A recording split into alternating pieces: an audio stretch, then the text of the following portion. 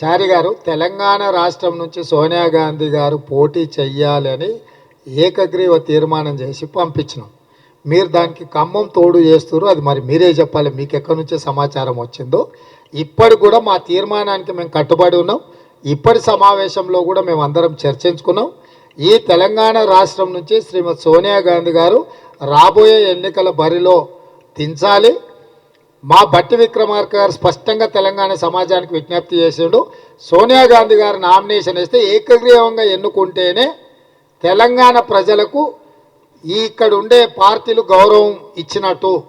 సోనియా గాంధీ గారు నామినేషన్ వేసిన తర్వాత వారి మీద తెలంగాణ బిడ్డలు ఎవ్వరూ పోటీ చేస్తారని మేము అనుకోవడం లేదు.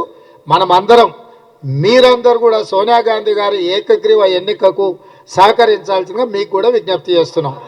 ఎవరు ఎమ్మెల్యేలు అడిగినా ముఖ్యమంత్రిగా అపాయింట్మెంట్ ఇస్తా. కేసీఆర్, హరీష్, కేటీఆర్ కూడా ప్రజా సమస్యల మీద ప్రభుత్వాన్ని కలవచ్చు. ఒకవేళ వాళ్ళ అపాయింట్మెంట్ అడిగిన సందర్భంలో నేను అందుబాటులో లేకపోతే మా ఉప ముఖ్యమంత్రి గారు కూడా అందుబాటులో ఉంటారు. స్పష్టంగా ప్రజల సమస్యల్ని పరిష్కరించడానికి ప్రతిపక్ష ప్రజాప్రతినిధులుగా వాళ్ళు ఎప్పుడైనా రావచ్చు, కలవచ్చు, ప్రజా సమస్యలు మా దృష్టికి తీసుకురావచ్చు. వాటిని పరిష్కరించడానికి ప్రభుత్వం ఎప్పుడు ప్రయత్నం చేస్తూనే ఉంటుంది. ఇప్పుడే ఏకగ్రీవ తీర్మానం చేసి అధిష్టానానికి అప్పచెప్పినాము. తప్పకుండా మీరు అడిగిన ప్రశ్నను అధిష్టానాన్ని అడిగి సమాధానం మీకు చెప్తాం.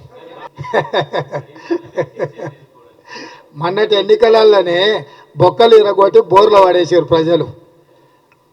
ఎవరు? ఆయననే కదా వేసింది. ఇంకా వీళ్ళేది చెప్పేది.